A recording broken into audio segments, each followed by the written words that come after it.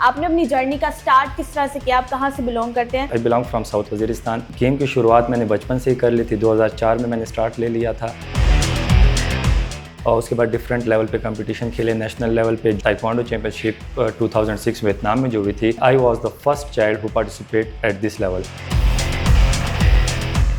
ऐसा कोई मोमेंट आया आपकी लाइफ में जब आपने थोड़ा ये सोच आपके जहन में आ गई हो कि यार अब बस I can't do this anymore? एक आप पहले डिस्ट्रिक्ट लेवल पे खेलते हैं, आप फिर प्रोविजनल लेवल पे खेलते हैं, आप फिर नेशनल लेवल पे खेलते हैं, तो उसी तरह आपके मुश्किलात बढ़ते जाते हैं। तो इसी तरह गवर्नमेंट के लेवल पे भी अगर आपको सपोर्ट ना मिले तो उस वजह से इंसान काफ़ी हर्ट हो जाता है। अस्सलाम वालेकुम, this is me Saba Pasha and you are watching 94 sports. Viewers, आज हम आपके लिए लेके आए हैं एक और फ़ख्रे पाकिस्तान। मैं आपको बताती चलूँ कि पाकिस्तान की हम कह सकते हैं कि गुड लक चल रही है गेम्स में, स्पोर्ट्स में, क्योंकि अभी रिसेंटली एक गोल्ड पाकिस्तान आया, लेकिन आज हम एक और गोल्ड की बात करने वाले हैं। वर्ल्ड ताइक्वांडो चैंपियनशिप 2024 का गोल्ड भी पाकिस्तान जो है वो आ गया और हमारे बहुत ही उम्दा प्लेयर फ़हीम खान जो है ये एजाज़ अपने नाम करके हैं। सबसे पहले आपको प्रोग्राम में वेलकम बोलते हैं। Thank you so much.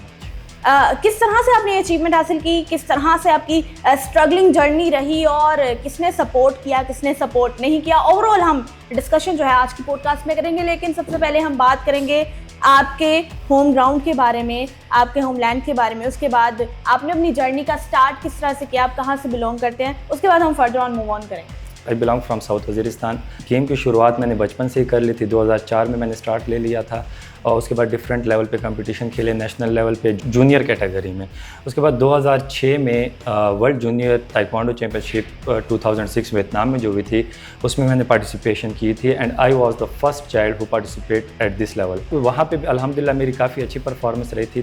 3 fights मैंने वहाँ पे जीती थी। क्वार्टर फाइनल जो सा था वो मैं लूज़ कर गया था, लेकिन उसके बाद मेरा एक काफ़ी लंबा गैप आ गया था एजुकेशन की वजह से। तो दोबारा एक स्टार्ट लिया 2014 एंड 15 में, तो उसके बाद पार्टिसिपेशन शुरू हो गई नेशनल लेवल पे, इंटरनेशनल लेवल पे।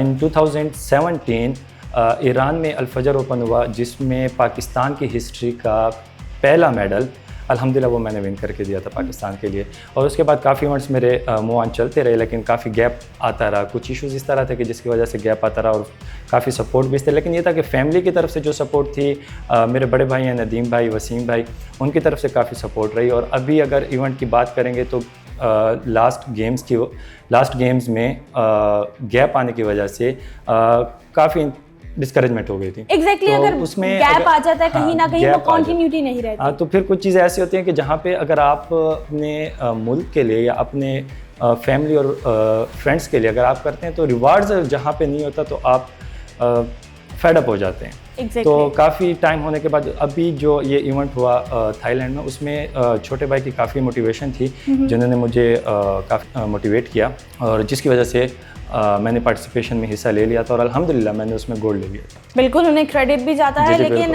फ़हीम, ये भी बताइएगा कि वाई ताइक्वांडो? आपने ये तो बता दिया कि आपने स्टार्ट किया बचपन से, लेकिन सिर्फ ताइक्वांडो ही क्यों? क्योंकि स्पोर्ट्स पर्सन के लिए there is many other games. Cricket बहुत पॉपुलैरिटी ले रही है तो लोगों का रुझान उस साइड पे ज़्यादा हो जाता है। Then why this unique game?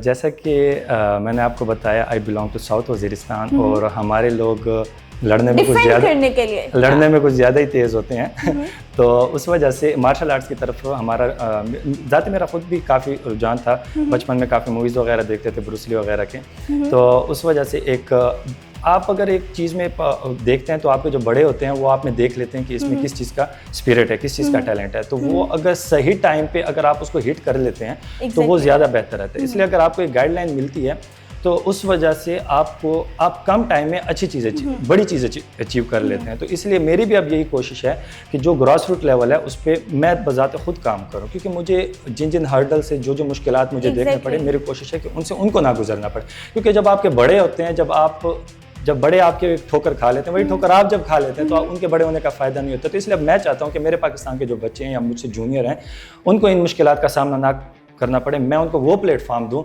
जो पाकिस्तान का नाम दुनिया में रोशन करे। Very good thoughts. और अगर बात की जाए तो ये एक बहुत अच्छा इनिशिएटिव है, लेकिन हम फर्दर ऑन बात करेंगे। आप बिल्कुल बता रहे हैं कि आप एक मोटिवेशन बनना चाहते हैं, इंस्पिरेशन बनना चाहते हैं, लेकिन कहीं ना कहीं आपको बहुत ज़्यादा स्ट्रगल करना पड़ी है, आपके कुछ बैकलैशेस जो हैं वो फेस करना पड़ी होंगी। तो ऐसा कोई मोमेंट आया आपकी लाइफ में जब आपने थोड़ा ये सोच आपके जहन में आ गई हो कि यार अब बस I can't do this anymore. लेकिन अगेन आपने मुझे बताया भी है कि आपके भाई ने आपको चेयर अप किया, लेकिन एक पॉइंट आता है वो उससे किस तरह से ओवरकम करना चाहिए एक स्पोर्ट्स पर्सन को। जिस लेवल पे अगर आप स्पोर्ट्स कर रहे होते हैं ना, एक आप पहले डिस्ट्रिक्ट लेवल पे खेलते हैं, आप फिर प्रोविजनल लेवल पे खेलते हैं, आप फिर नेशनल लेवल पे खेलते हैं, तो उसी तरह आपके मुश्किलात बढ़ते जाते हैं, उसी तरह आपके लिए हर्डल्स बनते जाते हैं, क्योंकि आपका लेवल जो सा होता है वो बढ़ता जाता है और आप उसी तरह ही आपका कंपटीशन भी टफ होता जाता है। तो इसी तरह गवर्नमेंट के लेवल पे भी अगर आपको सपोर्ट ना मिले तो उस वजह से इंसान काफ़ी हर्ट हो जाता है। तो जिस लेवल पे मैंने सोचा था पाकिस्तान के लिए खेलना और जिस लेवल पे मैंने अपनी ज़ाती अपने जेब से काफ़ी मैंने अपने एक्सपेंसेस बर्दाश्त किए, तो उस लेवल पे गवर्नमेंट की तरफ से हमें कोई सपोर्ट नहीं मिली। अगर देखा जाए तो अगर कोई आप अचीवमेंट लेते हैं और उसके बाद अगर आपको आपकी गवर्नमेंट अगर आपको सपोर्ट नहीं करती या आपको रिवार्ड नहीं कर देती तो आप वहाँ पे फेड अप हो जाते हैं। आप वहाँ पे आपकी गेम ख़त्म हो जाती है। अगर आपकी अपनी मोटिवेशन है, स्पोर्ट्समैन स्पिरिट होती है अगर आप में, तो वो आपको काफ़ी आगे तक ले जाती है, लेकिन फिर भी एक जगह पे जाके मोरल डाउन हो ही जाता है। यू गाइस थिंक कि नहीं इट विल नॉट प्रोलॉन्ग्ड, लेकिन कहीं ना कहीं फिर से जो है आपने कंटिन्यू किया। मैं ये चाहूँगी कि आप खुद अपनी अचीवमेंट्स के बारे में व्यूअर्स को बताएं। आपने कितने टाइम्स नेशनल जो है वो गेम अपने नाम की एंड देन इंटरनेशनल में किस तरह से you step in? National level पे अगर आप बात करें तो अल्हम्दुलिल्लाह 2016 से कंसेक्यूटिवली अभी तक मैं पाकिस्तान में गोल्ड मेडलिस्ट ही हूँ और उम्मीद है इंशाल्लाह आगे भी खेलता रहूँगा, तो इंशाल्लाह मज़ीद भी गोल्ड लूँगा। और इंटरनेशनल लेवल पे मेरे पास ईरान में जो सा इवेंट हुआ था फजर ओपन, उसमें भी मैंने सिल्वर मेडल जीता था। उसके बाद साउथ एशियन गेम्स हुए थे नेपाल में, उसमें भी मैं मेडल होल्डर रहा हूँ।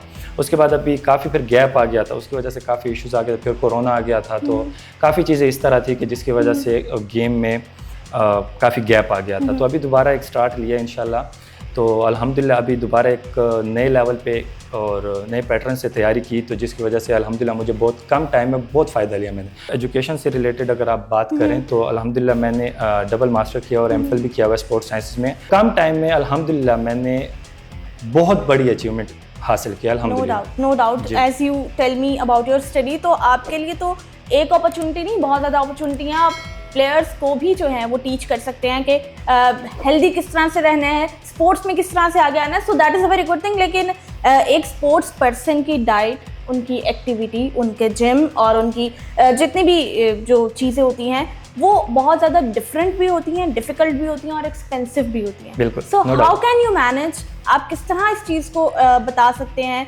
कि क्या डाइट लेनी चाहिए? काफ़ी लोगों के पास इतने ज़्यादा वसाइल नहीं होते हैं, बट उनकी एक ख्वाहिश रह जाती है, तो हाउ कैन दे मैनेज? देखिए, अगर एक नेशनल लेवल पे अगर एक एथलीट को तैयार करना पड़ता है तो उसके लिए आपको एक अच्छे कोच की ज़रूरत होती है। उसके बाद आपको एक अच्छा पैटर्न होना चाहिए, ट्रेनिंग पैटर्न होना चाहिए। उसके बाद ट्रेनिंग पार्टनर होना चाहिए आपके पास। उसके बाद आपके पास जिम फैसिलिटीज़ होने चाहिए, ग्राउंड फैसिलिटीज़ होने चाहिए, मैट फैसिलिटीज़ होने चाहिए, इक्विपमेंट्स आपके पास टोटली कंप्लीट होना चाहिए। और उससे हट के अगर जब ये सारी चीज़ें आपके कंप्लीट हो जाती है तो उसके बाद बात आती है रेस्ट पे। रेस्ट के बगैर आप इनकम्प्लीट। Exactly. उसके बाद आपकी बात आती है डाइट पे। डाइट अगर आपकी अच्छी रहेगी तो आपको इस चीज़ का पता होना चाहिए कि अगर हम स्पेसिफिक आप डाइट की बात करें तो वो आपकी वेट कैटेगरीज पे डिपेंड करते हैं। अगर आप हैवी वेट में आपकी पार्टिसिपेशन हैवी वेट में है और आप उसी कैटेगरी में रहना चाहते हैं तो उसमें आपके प्रोटीन और डाइट का प्रोटीन और कार्बोहाइड्रेट्स जो हैं उसका इंटेक का आपको होना ज़रूरी है। फैट को हम एक डिफरेंट लेवल पे रखते हैं और बाकी आपके जितने भी सप्लीमेंट्स हैं वो बहुत ज़रूरी होते हैं, क्योंकि रिकवरी आप अगर देखें नॉर्मल जो हमारी डाइट है उससे आपकी कभी भी रिकवरी नहीं हो सकती। तो फास्ट रिकवरी के लिए हमें क्या होता है कि सप्लीमेंट्स रिक्वायर्ड होते हैं। इसी तरह जब हम छोटे वेटों की बात करते हैं -54, -58, -63, -68, तो उसमें हमारा कार्ब्स का इंटेक और फैट्स का इंटेक बिल्कुल कम होता है और हाई प्रोटीन डाइट हम उसको हाई प्रोटीन डाइट फॉलो करते हैं, जिसकी वजह से एथलीट की रिकवरी जल्दी होती है और उसकी परफॉर्मेंस बहुत अच्छी रहती है। साइकोलॉजिकल फैक्टर्स आ जाते हैं जिसकी वजह से एक स्पोर्ट्समैन अपनी फाइट, हमेशा ये चीज़ हमने स्पोर्ट्स से सीखी है कि आप जब भी रिंग में जाते हैं रिंग से पहले ही आप फाइट जीतते हैं। Exactly. जब आप मेंटली तैयार होते हैं उसके लिए आपकी प्रिपरेशन कंप्लीट होती है तो आपको पता चल जाता है कि मैं फाइट जीतूंगा या नहीं जीतूंगा। तो आप रिंग से पहले ही डिसाइड अपने तौर पे करके जाते हैं कि मैंने फाइट जीतनी है। जब आपका एक माइंडसेट बन जाता है कि मैंने जीतना तो आप जीत के ही आते हैं। Yes, it's a game of mind. Totally. तो इसलिए साइकोलॉजिकल जो से इम्पैक्ट्स होते हैं वो बहुत मैटर करते हैं। तो इसलिए मैं एक रिक्वेस्ट भी आप देख लें, क्योंकि हमारे जितने भी स्पोर्ट्समैन हैं पाकिस्तान के, तो उनके साथ तो ये इशू काफ़ी आते रहते हैं, तो इसको अगर सॉर्ट आउट कर दिया जाए तो बहुत अच्छा रिजल्ट आ सकता है। एग्जैक्टली। अच्छा फ़हीम, ये बताइएगा कि किसी भी स्पोर्ट्स के लिए फेडरेशन और डिपार्टमेंट का पीछे होना बहुत ज़्यादा ज़रूरी होता है। So how can you define कि किस तरह से आपको सपोर्ट मिला, या फिर आप क्या चाहते हैं, एनी डिमांड्स? देखें, अगर हम पाकिस्तान ताइक्वांडो फेडरेशन की बात करें तो उन्होंने ताइक्वांडो को जिस लेवल पे ताइक्वांडो थी वहाँ से उठा के जिस लेवल पे लेके आए हैं ना, अनबिलीवेबल। तो हम मतलब कि जो हमारे प्रेसिडेंट है वसीम अहमद साहब, तो उनका जो शौक रहा, उन्होंने अपने बिहाफ पे जितना किया और जिस लेवल पे ताइक्वांडो को लेके आए हैं इंटरनेशनली, मैं सिर्फ ये नहीं कहूँगा कि पाकिस्तान लेवल पे, वो जो इंटरनेशनली पे लेके आए हैं और उन्होंने जो जंप्स तैयार किए हैं ना, वो आप यकीन नहीं कर सकते। मेरी गवर्नमेंट से ये अपील है कि अगर वो सपोर्ट कर देती है इस चीज़ में, तो मैं इसी चीज़ को जो नेशनल लेवल पे मैं काम करने जा रहा हूँ, इसको मैं डायरेक्टली इंटरनेशनल लेवल पे लेके आऊँगा, जहाँ पे हम ग्रॉस रूट लेवल पे काम करेंगे, जूनियर्स पे काम करेंगे, तो उस चीज़ को हम काफ़ी आगे लेके जा सकते हैं। और मेरी ये ख्वाहिश है कि अगर मैं अपने मुल्क के लिए करूँगा तो मुझे बहुत खुशी होगी।